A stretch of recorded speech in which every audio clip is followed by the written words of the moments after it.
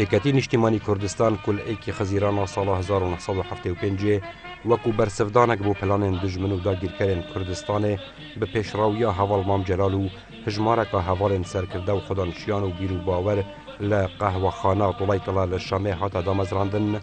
والاتیا پشتی نسکویا شورشا کردی یب سروکاتیا ملا مصطفى بارزانی پرکر و جارکا دی هیوی و امیدن خلق کردستان وجاندن و نهلا گوراپانا خبات والا ببیتن. ایکتی نیشتیمانی کردستان پشتی سالک جراگهاندن آدم از راندن شورشا خو راگهاندو به شورشا نیا گل کردستان ناف کرد. اف ناوه نش هر وحات هل بجاردن بلکو به پراکتیک ایکتی بریاردا نیبونوی ده شورش دا و ده همی لایکی دا پیرو بکتن. شورشانی آنکو هزر و بیر نی سازدانا خباتکانی نیف برایکو سیوانکا مازن کو سیبره لتفتخ و چین جواکی به هزر و بیر جیاواز و به اولو مسب جدا جدا و بکتن. خو گنجاندن دگل کاروان هیو تیگه راست و درست روژوه. شورشانی آنکو تیگهشتنکا بابتی و دیروکی بودوزا کردی. جنگ، پارتیزانی، برخدانکا دومدریج. سیاستکا سربخو، پشت بستن بخو جماوری و دیپلوماسیتکا کاراو وکری. اما هم لبواری فکریه و هم لبواری شوی پیشمرگایتی و هم لبواری قیاده و هم لبواری تشکیلیش نیشتیمانی کردستان و هموش تکان من تازه بو بویا سرکردایتی شورش بای پی باج بکا شورش که ناولو بین شورشی نوی چون که پر بپیستی او سردمه بو و قناغه چیزی آواز بو لگر شورشی ایلول. شورشی پیشو هر باسی مسئله کردایتی اکد بلام ایو مسئله کردایتی من به مسئله پیشکردن خوازی و گریده بو مسئله کاروانی که تو ناسیونالیست بی بلکو ابد ناسیونالیستی چی پیشکردن خواز بی لا شورش كونك المسألة ناسيوناليزم بشيوه كلاسيكية كورجيرة تو ناسيوناليستي بدفاع لقلكي خوت أكيد بوزورة سيرك بلام لا شورشي نويا اما مسألة بيشكوتيني كومالاتيش من تيكل كدو بمسألة رزقاري اجتماعي واما لا شورشي بيشوي نبو لبروا وشي شورشي نيو بيموا وشي كاد دستواجه كالذي خوي دايا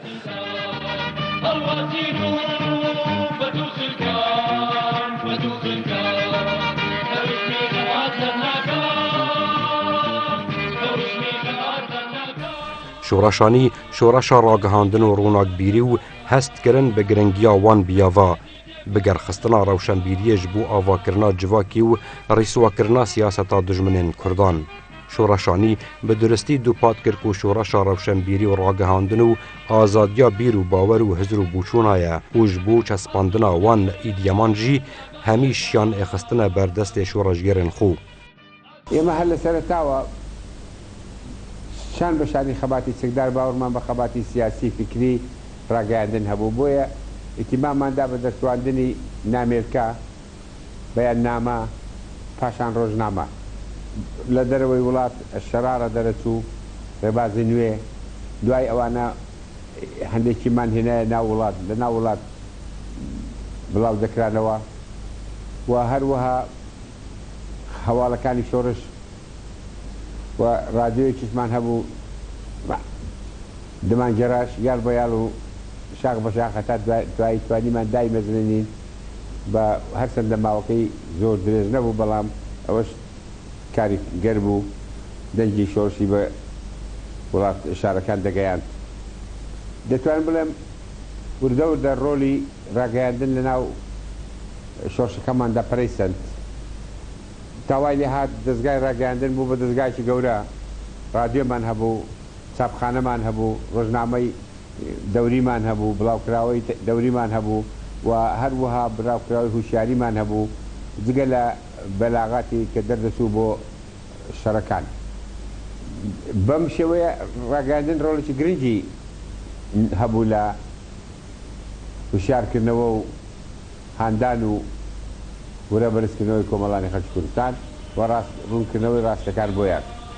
لجیر گف و هرشن دجمنین خو ازگک خورد اخستکاری هجمارکا چاپخانه به دهان روزنامه و گوار به صدان نامیلکه و بلاوک گنگشن هزر و بیری آزادیان را در برین شورشانی که چوا خدان وی کو اکتیه بوی شنگست فرح حزبیه لکردستان هر وصا بوی شنگست آزادیا حزر و بیر و آزادیا روزنامه‌گریه و پالدر و هاندر بو بزاوا خورتا اورویا روشنبیریه بگشتی. ده تمن خدا شورشانی چندین دست کفتن مزن بو بزاوا رزگاری خوازا کردی و مافن نتوین رواب دست و ایناینه و هر دم پرنسیپ پشت بستن بخو بجماوری کریه دریشم خوی سرکی و به پراکتیک پیراو کریه. تنانت چک نبو سیاست بو همیلایت روشنبیریه بو اشیم بجمتا همار لای روشنبیریه ما بین چاپخانه الویدر که هبون چاپخانه ابراهیم عزو یا عبدالخالق معروف یا کومله یا شورشگرانه زائدا یا شهید جعفر بین چاپخانه کار خود کرد و همه واشانت خواه بون جریدت خواه بون بلاوکت خواه بون یترامیاری بیت یت ادبی بیت کلتوری بیت فانا فرهنگی اش بلی انده ما مستعان کار خود کرد ما پروران کار خود کرد جنان کار خود کرد وی سردمی و هر واحد سندیکایك لو سردما پیدا بون که رولی چی زور دیاریان هبو لپرپیدانی بزوتنوی ورجیران یا چلوانا یەکێتی نووسەرانی کوردستان یەکێتی ڕۆژنامە نووسان هەندێک تیپی شانۆگەری ئەو کاتە هەندێک تیپی مۆسیقا پەیدا بوو کە ئەمانە دەورێکی زۆریان هەبوو لە پەرەپێدانی بزوتنەوەی ڕۆشنبیری. ایک جا ئاڵاوێن شۆڕەشانی بودانان یاسینە خوژی بەردەستگری ئێزگێگەلێ کوردستان بوو. مرقة وسكن بالصوص والجام فدانا برامجها باللغتين الكردية والعربية على فترتين في كردستان. رادیو دنگ گل کردستان گوت ناف جماوری دا به ازگاد هاتن یاسین دماوت ناف برا سال 1979 حتی 1991 کاریگرترین امراض راگهاندنا ایکتی نشتیمانی کردستان بو و رولک هری مزن و کاردکر د بزاوا سیاسی دا گیرا و آلاو راستوخوی بانگشی بو سیاست و هلویست و بیرو بوچونن ایکتیه هر وصا رولک اکتیف هبو در رومال کرنا حوالو بلاف کرنا گیان برخودان و خوراگری و دانن یاسین شورشانیا گل کردستان دا بشه وازن نی. کاریگری زۆری لەسەر کۆمەڵانی خەڵکی کوردستان هەبوو و کاریگەری ڕۆحی لەسەر هێزی پێشمەرگەی کوردستان هەبوو و تاکە دەنجی شۆڕشی ئەو کاتە بوو کە کۆمەڵانی خەڵکی کوردستان ئێوارە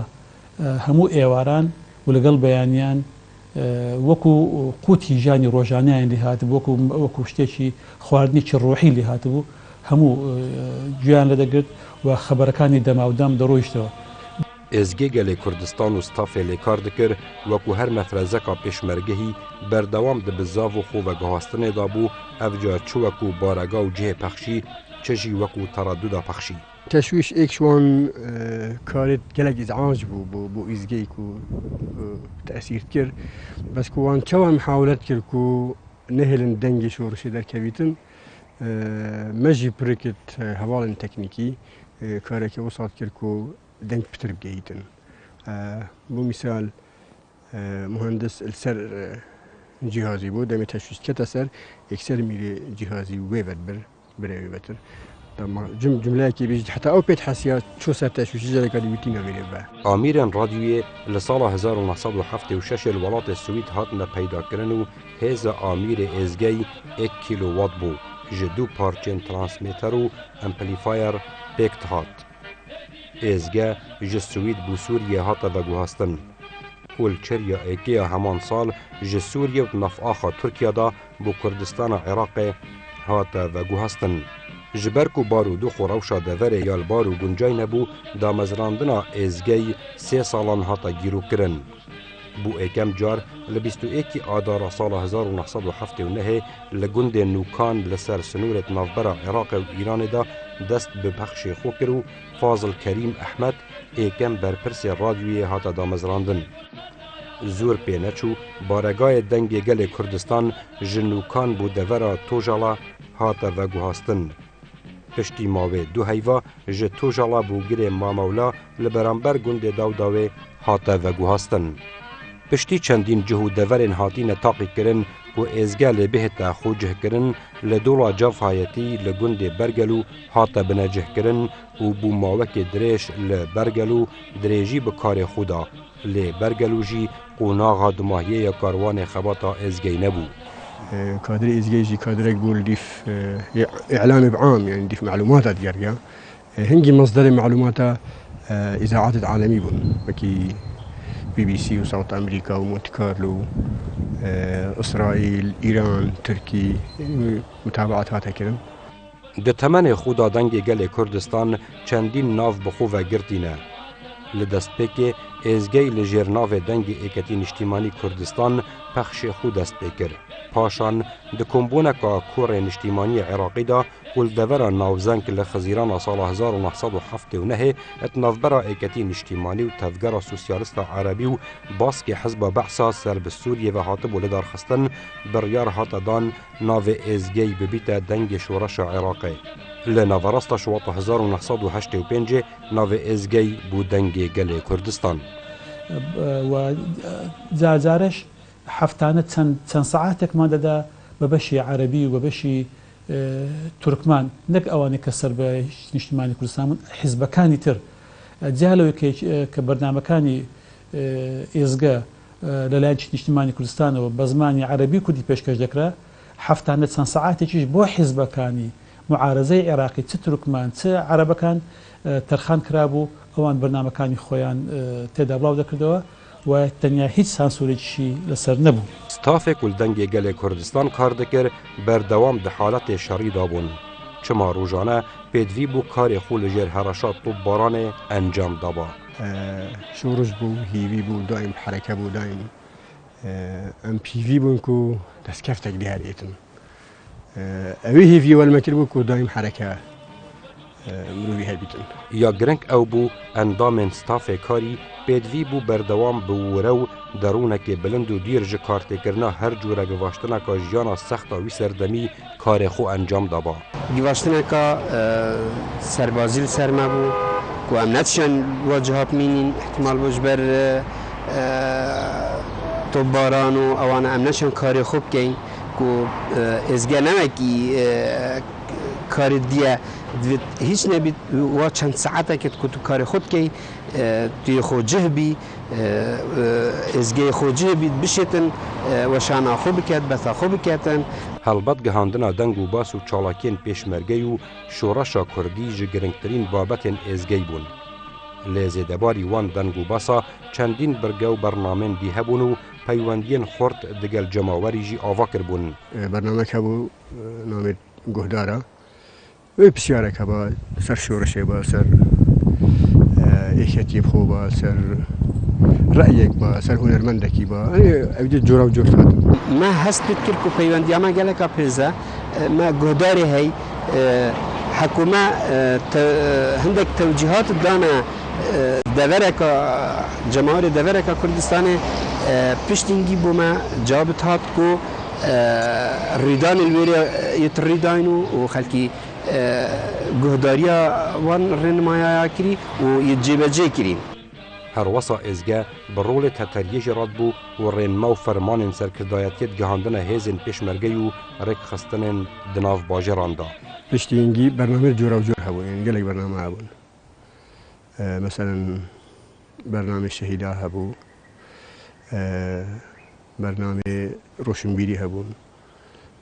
برنامه خباتا گلان هبو برنامه ادبی هبون برنامه ما مستعیان هندجا برنامه هبون هنرمندان تشت خود دابلاف کردن سرارای کشو گرفت و آستانگین دکتنا پیشیاوی لیدنگ گل کردستان برهنگاریا کودان سخت دکر و دریجی دا کار خود نفشورشان یا گل کردستان دا حتی بوهارا سال 1991 کو سرهلدانا جماوری دست بکرو او سردمه بقوناغا زیرین یا ازگی دهتن یاسین جبرکو نتنه هاندرک جماوری و آمرازک و گوهستنا دنگو باسن سرهلدانه بو بلکو بشک سرکی بو جپروژه جیبه جکرنا سرهلدانه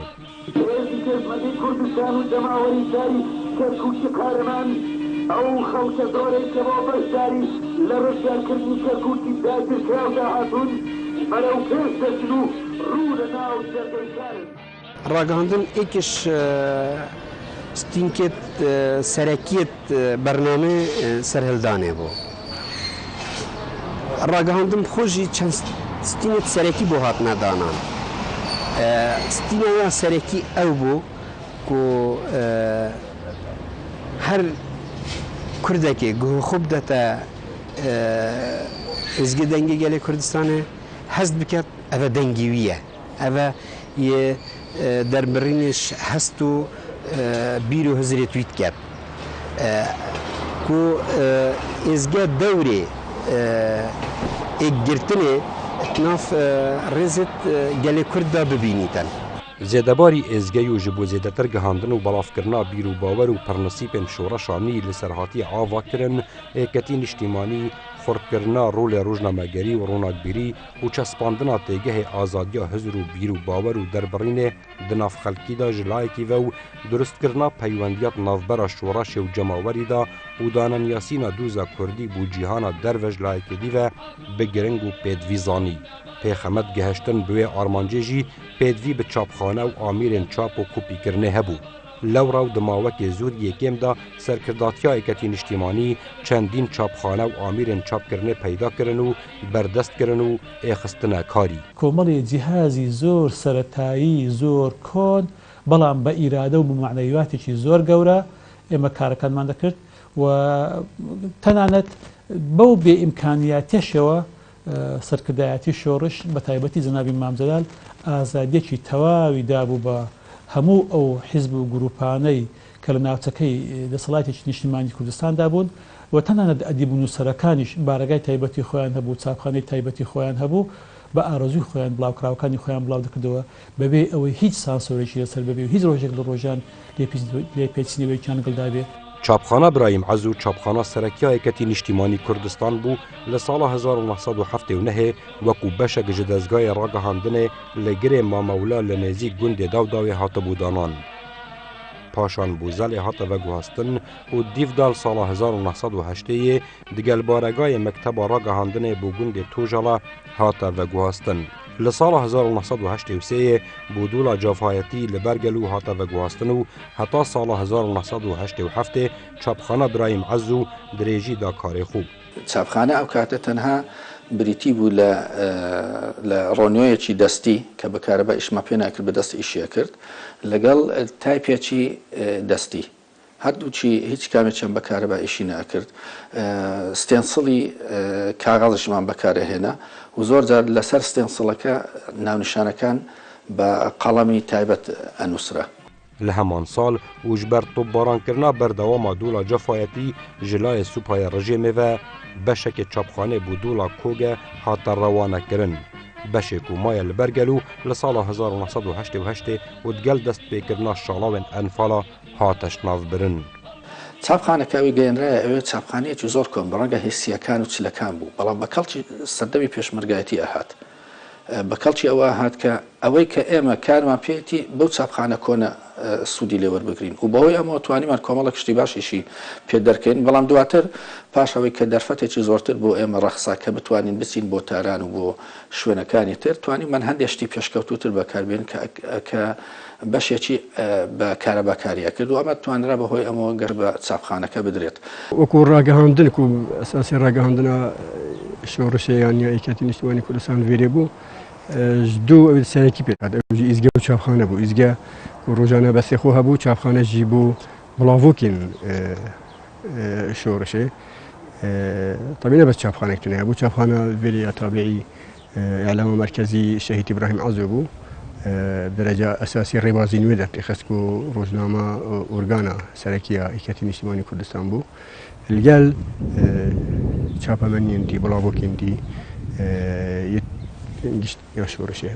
زێدەباری چاپخانە برایم عەز و چەندین چاپخانە و دەستگەهێن چاپ و بەڵافکردنê di navrêzên şoreşanî da ketbûne karî. Mîna çapxana Abdulxaliq Meعروف ku li sala 1985 her li Sergelû li dûla cefayetî hatibû damezrandin. Her wesa çapxana Cefer Abdulwahid li sala 1981 wekû beşek ji dezgehê çap û belavkirinê li deveran navzeng hatibû damezrandin. هەتا ساڵە 1970 ئەو چاپخانە یا بەردەوام بوو لەسەر کارێ چاپ و بەڵافکردنێ وتو وێ ساڵێدا و پشتیکاروانێکێ مشتی خەباتە ڕۆژنامەگەری و ڕۆناکبیری بوو بەشێک ji چاپخانە برایم عەزوو. الچاپخانة شهيد جعفر از ودرشاد مصطفى والقال محمد امين والقال كاغاني شهباز ما هر چهار ملويري شولتكر مدير چاپخانه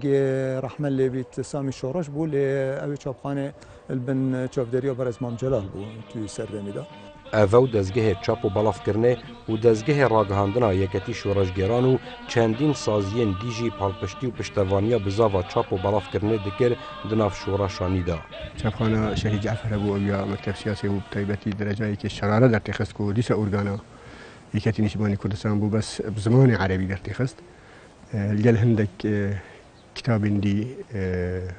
کوپێتیڤی کرد بەلوێری چاپ کردوە. چاپخانە یەکەتیان نویسەرال بێرێ بۆ چاپخانە خۆ هەبوو واژی مادی خۆی ئەدەبی بەڵاوت کرد حتا بەقەڕێواژی هەردوێ دۆڵە هەبوو. زۆربەی کادرەکەمان نەشارەزا بوون وەکو چۆن کرێکاری فەنی هەیە و کرێکاری نافەنی هەیە زۆربەی زۆریان بەو جۆرە بوون کە ئەهاتنە دەرێ لەوێ ئەرکەکان فێرە بوون بۆ نمونە بەشێکی زۆری تایپێستەکانمان ئەوانە بوون کە یا لە مەحەدی فەنی یا لە شوێنەکانی تر فێری تایپێستی ببوون ئاهاتن لەوێ سوودیان لێوەریجی گیرە بەڵام بەشێکی زۆریان ئەوانە بوون کە لەوێ فێری کارەکە بوون. بەرهەمێ چاپخانە و دەستگەهێنە ڕاگەهاندن و چاپ و بەڵافکردنێ دناو شۆڕەشانیدا هەرجە ساڵە 1975 حتا 1990 بدەهان ڕۆژنامە و گوڤار و بەڵاڤۆک بوون. زێدەباری زمانێ کوردی bi zimanên Erebî û biyanî jî derdiçûn û li ser buwar û biyavên cuda cuda dihatine parvekirin wekû biyavên siyasî, hizrî, edebî, pîşeyî û heta werzeş û zarok jî bi xwe vegirt bûn. Dîsan di wan rojname û guvaran da hizr û bîr û reyên cuda cuda dihatine belavkirin û her kesî bi azadî derbirîn ji bûçûnên xwe dikir. ڕۆمانوس و چیرۆکنووسی گەورەی میلەتەکەمان کە بەداخەوە کۆچی دوای کرد کە حەمەی موکری لە سەرەتای هەشتاکان چیرۆکیش نووسی بە ناوی سەگوەر چیرۆکەکە هەموو ڕەخنە بوو لەسەر شۆڕش و سەرکردەکانی شۆڕش هەندێک لە پێشمەرگە و کاگەرەکان ناڕەحەت بوون و ویستیان هەندێک بە شێوەیەکی تند و تیژی بە قسەی ڕق وەڵامی کاک حەمەی موکری ڕەحمەتی بدەنەوە بەڵام جەنابی مامدار بە شەخسی خۆی هاتە سەرخەت و بە ئاشکرا ڕایگەیان کۆبنەوەی بە هەموو کاگەرەکان کرد گوتی هەر کەسێک قسەیەکی زبر یا قسەیەکی ناڕەحەت بە حەمەی موکری بڵێ من دیفاعی لێ دەکەم. ئەگەر لەسەر بنەمایە زمانی وان ڕۆژنامە و گوڤاران پۆلین بکەین ڕەنگە ڕۆژنامە ڕێبازی نوێ زمانحالە یەکەتی نیشتیمانی کوردستان و ئێکەم جار لە سووریە دەرکەتە بوو پێشەنگا ڕۆژنامەگەریە ئێکەتیە بیتن بوو گەهاندنا دەنگێ شۆڕەشێ و بەڵافکردنا دەنگ و باس و چاڵاکیên پێشمەرگەی و ڕوونکردن و شۆڕۆڤەکردنا سیاسەتا یەکەتی نیشتیمانی کوردستان. Di biyavê serbazî da govara Senger ku bi zimanê Kurdî li çapxana Brahim Ezû li sala 1983 derdket giringî dida xebat û rolê pêşmergeyî. Di biyavê edebî da govarên nûserî Kurdistan û pêrû gizing nimûnên pîtepêdana şoreşanî ne bi xame û berhemên edîb û nivîseran. Di buwarê pîşeyî da çendîn govar û rojname û belavok di wî serdemê sext da ji çapxanên şoreşê derdketin. وەکو گوڤارên xebata mamostayan û terazû renjder û gelek govar û rojnamên dî. لە ناو شۆڕشە دەرفەتێکی زۆر هەبوو بۆ گەشە پێدانی زمانی کوردی ڕەنگە ئێمە مەبەستمان ئەوە نەبوو بێت بەڵام بزوتنەوەیەکی ڕۆشنبیری زۆر بەهێز لە سەردەمی شۆڕشە هاتێکایەوە توانی پەرە بە زمانی کوردی و بە دەستەواژەکان و بەو وشانە بدات کە ئێمە پێویستمان پێ بوو. هەفدەم بزاڤە چاپەمەنیە di nav şoreşanî da giringiyeka baş bi fêrkirin û perwerdekirina zarokî daye û zarok ji çapemeniyên di nav şoreşê da nehatîne zirbeherkirin. û govarên gizing bî biçûkan û sirûşt û estêre baştirîn girovin li ser vê rastiyê. Bi zimanê Erebî jî weşanxanên serdemê şoreşa Niya gelê Kurdistanê çendîn rojname û govar û belavok derxistîne pêxemet gihandina dengê doza Kurdî û daneniyasîna şoreşa nî bû cîhan û wergirê Erebî. ئێمە دەمانویست بە خەڵکی بڵین ئەوە ئێمەین ئەوە پێشمەرگەن ئەوە شۆڕشە ئەوەی نیشتیمانی کوردستان دیفاعتان لێ دەکات و نیشتیمانی کوردستانە ڕۆژانە لە سەنگەرەکاندان ڕوبەڕووی ئەو هێزە گەورانە دەبنەوە و تەحملی مەرگ دەکەن مناڵەکانی میلەتەکەمان دەربەدەر و لەژێر کەپر و لەژێر سێبەری ئەشکەوتەکان دەژیان. ڕۆژنامە ئەلشەرارە وەرگانە ئێکەتی نیشتیمانی کوردستان پێشەنگا وان چاپەمەنیا بوو یەن bi zimanê Erebî derdketin. Her çenda xola êkêya Elşerara li Sûriyê bi heft jimara dest pê kiriye lê zûr pê neçû di nav çapxanên şoreşê de hate çapkirin. Zêdebarî Elşerara çendîn guvar û rojnamên dî bi zimanê Erebî di serdemê şoreşa nî de derdketin. Ji wan jî Sawtul Uzbû û belavokeka heftiya nebû dezgehê ragihandina êketî niştîmanî derdê xist û giringî dida belavkirina hewal û gutarên siyasî.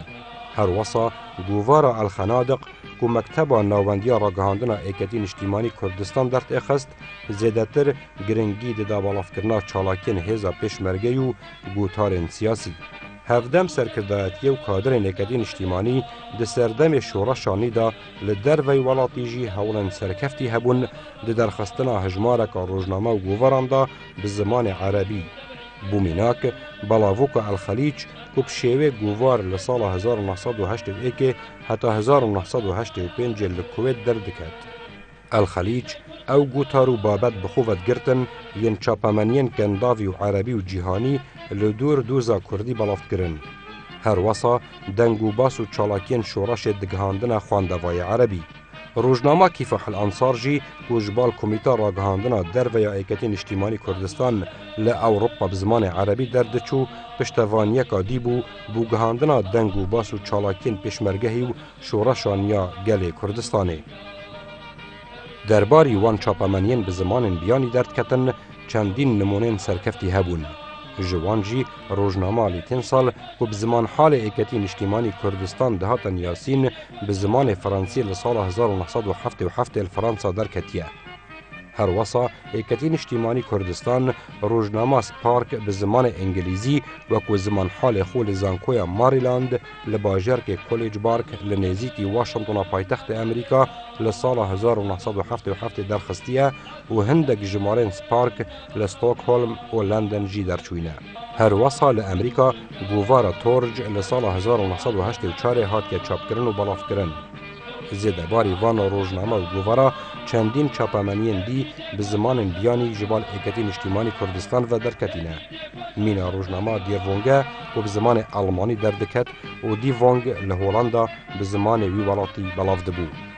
Ev poxteyek bû ji wan rojname û guvarên êketî niştîmanî Kurdistan di serdemê şoreşa nûya gelê Kurdistanê de bi zimanên ciyawaz û di buwarên hemelayan de derxistin. Hevdem girovin ku şoreşa nî ev nave ji velatiyê bi xwe ve negirtiye, belkû bi praktîk guhorînên nû kirin di şoreşê de peyrav kirîne. Her bi vê rêbazarûn êketî niştîmanî zemîne bû misûgerkirina armancên xwe yên rewa xweş kir.